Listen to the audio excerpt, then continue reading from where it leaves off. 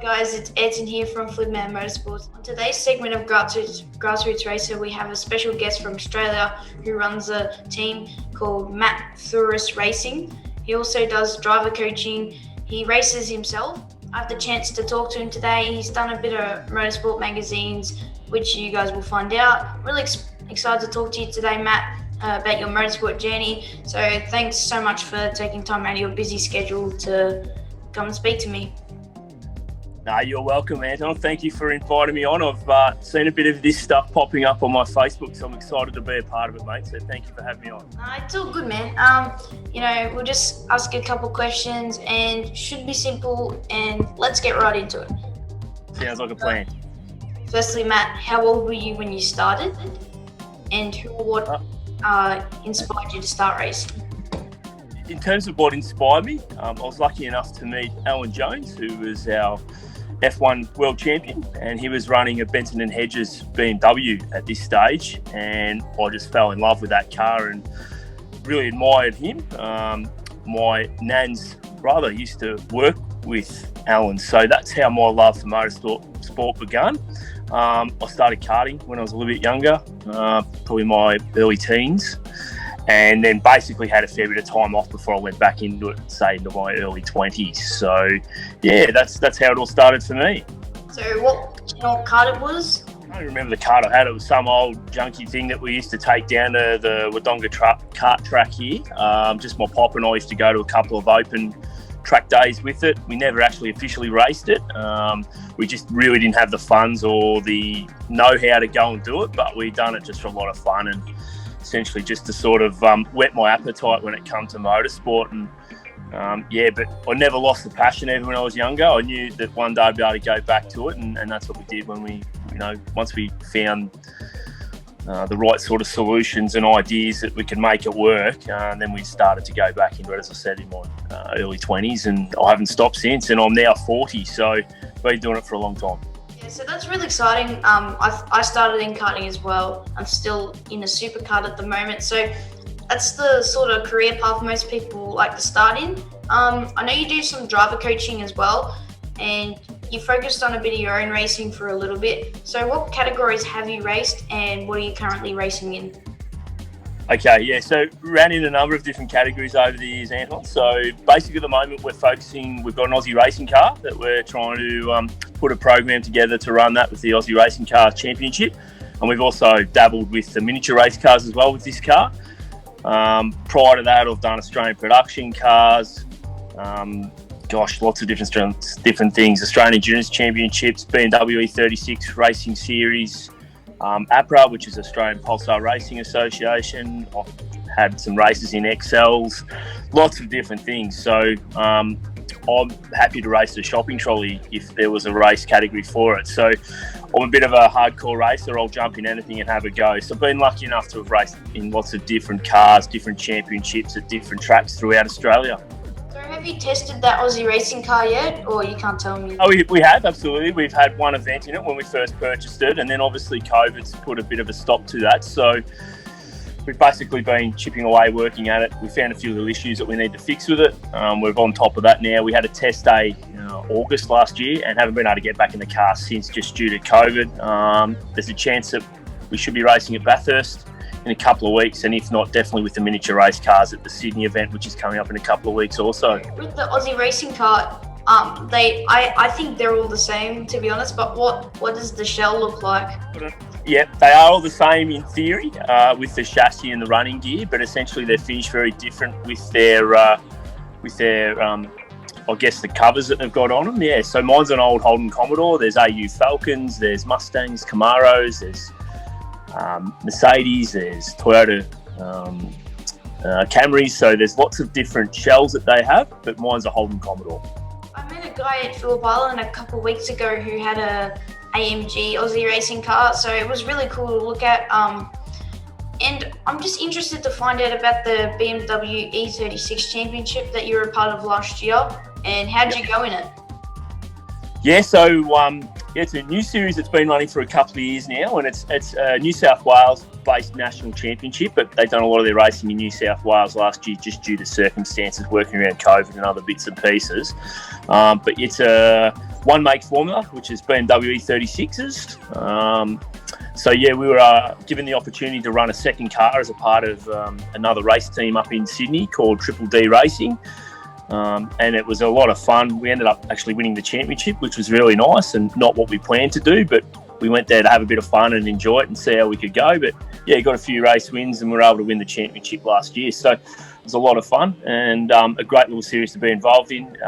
Same bit like Aussie cars, it's the same car and in theory the same rules for everyone to play by, and I like that because then it comes down to the driver ability to try and get the best out of the car and win races and ultimately win championships. So yeah, it was a lot of fun to be involved in. It looks like it's gone to another level again this year, but unfortunately we can't participate once again due to COVID. It's probably hurting us a little bit to travel, and the car that we were in last year wasn't available this year. So but yeah, great series to be involved in. It's certainly one to keep an eye on in the future. Are they like a proper race car, or are they just a road car, you know? That you build up, yeah. So it's a production-based car. So it's the actual E36 BMW model. So it's a 318 sedan and coupe they use. So yeah, basically production-based vehicle turned into a race car. So has all the appropriate safety cages and other bits and pieces in there, including your harnesses and seats and so forth. And there's a special set of rules that they run to that you have to meet, and obviously they're the regulations for that series. So yeah, although they're still production-based, they're very much built to be a race car and get out on the racetrack and have a lot of fun and go race hard in. Yeah, my dad had two of those BMW E36s. What was your secret that made you quicker than everybody else in that championship since you won it? I can't give away all my secrets, Antoine. I don't know, to be honest, mate. We just tinkered with the car to make it suit how I wanted to drive it. With a lot of these cars, they're not blessed with a lot of power, so the real key to finding the speed with them was maintaining good mid-corner speed and being able to get off the corner as soon as you possibly could as well. So we just found a nice niche with the car, and it just seemed to work for us. And no matter what, though, all the drivers that were in that series, it was so tight. Like, it was not much in it, but from first to say even last. I mean, the cars are really, really competitive, and once they're maxed out, it really just comes down to that driver ability. But yeah, we just found that if we could make it, you know, brake nicely so we could get into the corner nice, hit that apex and pick up the throttle as soon as possible, we're able to keep that nice momentum, which was a real key to the, you know, I guess the success in that particular championship. So I know that you do a bit of driver coaching and training. What do you enjoy most about helping other people and teaching them? Yeah, that's right, Anton. I've got my own little business called Race Driver Coach, and it's been going around for a couple of years now. We're also accredited to do OLT assessments for CAMS and AASA as well, so that's another great little thing that we can do with that particular business. But the best thing I love about that is seeing the clients I have improve dramatically, not just in terms of their driving style on the track, but I think they become better drivers on the road as well. So for me, it's all about the client getting the best out of it, not necessarily just finding heaps of time on the track, but also just improving their technique, whether that's braking, steering, changing gears, downshifts, etc., but also hopefully that transitions them onto the road to be better drivers as well. They're letting out their aggression and other bits and pieces on the track with me, but then, yeah, hopefully they're out on the road driving smart and safer and, you know, just becoming better drivers as a whole. That's the big thing that I do it for. You obviously have a lot of people that you train. Do you get many people that come from, you know, go-karts and they're trying to learn how to drive a Formula V or Formula 4, you know, because it's manual and it's a bit different with a clutch? Yeah, not so much from karts.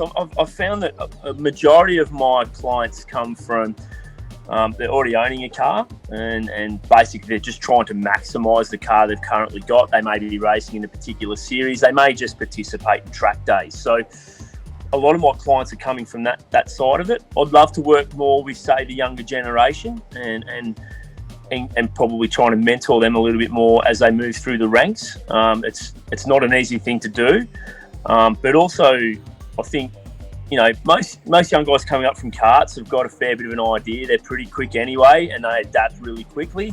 Got no fear. So a lot of the time, you still need to coach them and mentor them to a point, but there's not much you need to do with their driving because they've picked a lot of it up early, and they do transition nicely into these other categories anyway. But yeah, look, I'd love to work more with some younger people like yourself, and if that opportunity arises, I'll certainly jump at it. I'm heading into Formula V halfway during this year. So do you reckon I could get a training day with you at Winton? We could work something out, mate. I promise we could sort something. Speaking of you training people, where do you train them at? And where can the listeners and viewers find more information about you and get in contact? Cool. Yeah, so basically we do a lot at any track, providing we can facilitate what we need to do. So majority of my work's done in Victoria, so Winton, Sandown in particular. They can check out my Facebook page, which is Race Driver Coach. Got plenty of information on there, all our details to contact me directly. I have other coaches that I can employ as well to help. So we've got plenty of numbers and accessibility to coaches and instructors. So we can certainly meet the demand if it does come in. But yeah, a lot of it's done. Basically, any track that we need to travel to, we'll facilitate that with our client and customers. But majority of the time, it's done at Winton and Sandown, whether that's at an open track day or we do a lot of stuff with Tampered Motorsport, which facilitate a lot of track days at Sandown as well. Have you only raced in Australia, and what is your favourite track or tracks if you have more than one? Yeah, no, I have only raced in Australia. We've got some plans to go overseas over the next couple of years. COVID depending, obviously, with what plays out there. But best track for me is Bathurst. I've raced there a number of times now in the Australian production cars and the Bathurst 6 Hour. By far the best track I've ever raced on. But I certainly rate other tracks like the Bend, Phillip Island, and I don't mind places like Winton and, say, Lakeside, where they're really technical and small, but if you get things wrong, they bite you pretty hard. So, but yeah, they're probably my favourite tracks. What is your most memorable race or championship? Oh, good question. Most memorable race or championship. Look, winning Australian production cars was pretty cool.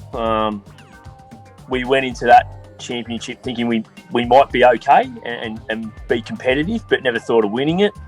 Probably the best race I had that I enjoyed the most, it's hard to say, but probably when we got on the podium at Bathurst in our first ever Bathurst 6 Hour. That was pretty special. I remember getting my first race wins, and I think it was a round win as well in Australian Pulsar Racing Association at Winton. That was really cool. We had a great weekend, that one. We got on pole, won all 4 races, and no one got near us that weekend, but it was just one of those special weekends.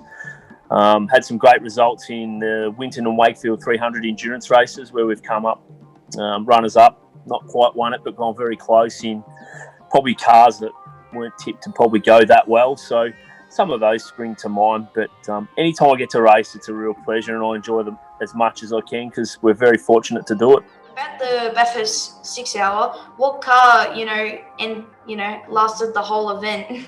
Yep, so we were in a Toyota 86, which was a reliable little car, just went all day. You can basically punch out the same times over and over, and that was the key to us probably getting on the podium in that event. We were just able to stay nice and consistent, stayed out of trouble, played it smart, and you basically got to try and buy yourself a ticket to that last hour and get to the end. And if you do that, you'll be there or thereabouts. You can certainly get some great results there. But it's such a tough race. It's an unforgiving track, as people say, and it is. It's just a concrete canyon, and if you get it wrong, it bites really, really hard. But that's the beauty of the place. I absolutely love it. That's what it makes me, so excited to race there. It's just an amazing, special track, and you hear all the big guys talking about it when they race with the supercars, but they're not wrong. It's just an amazing place to go race a car at and go fast. So, yeah, but the key was we just stayed out of trouble and made sure we got to the end. Yeah, I can't wait to go to Bathurst when I pass the minimum age requirement because, like you said, it is a very tricky track, so they don't let younglings like me on there. Not quite yet. Not quite. Do you want to talk about some of your sponsors and when have they come on board? Yeah, I've been very lucky with my sponsors, Anton, and they've been long-term sponsors. So, we're an ambassador for Molecule Australia, which is an amazing cleaning product for all our racing gear. Been dealing with them for a number of years now. Fraser Jeffrey Finance, it's a business that I'm associated with on a professional level as well. They've been wonderful and wonderful supporters of what we do. Got a lot of other local businesses here in Wangaratta, like Wangaratta Health and Wellbeing, who look after me in a number of ways. Fantastic with keeping me aligned with my body, not just on the training track, but also with manipulation, with chiropractic work and things like that. We've had Yamaha with us, 𝘎𝘢𝘴𝘴𝘳𝘢𝘴 we've had Wangaratta Saw and Lawn that have been looking after us for a long time now. 𝘕𝘓𝑢𝑣𝑒𝑘𝑢𝑙 Storage, which is an amazing business. They've been a real good supporter of us for a long time.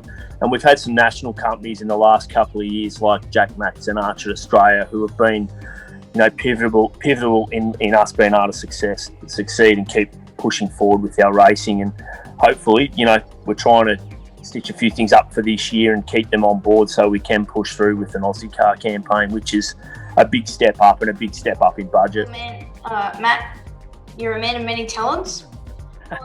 Not sure about that. Tell me about you writing magazines and how that came about. Yeah, I've done a little bit of work with Unique Car magazines, and that was an opportunity that come through one of my sponsors, which was 𝘕𝘓𝑢𝑣𝑒𝘃𝑢𝑙 Storage and Clive Massell.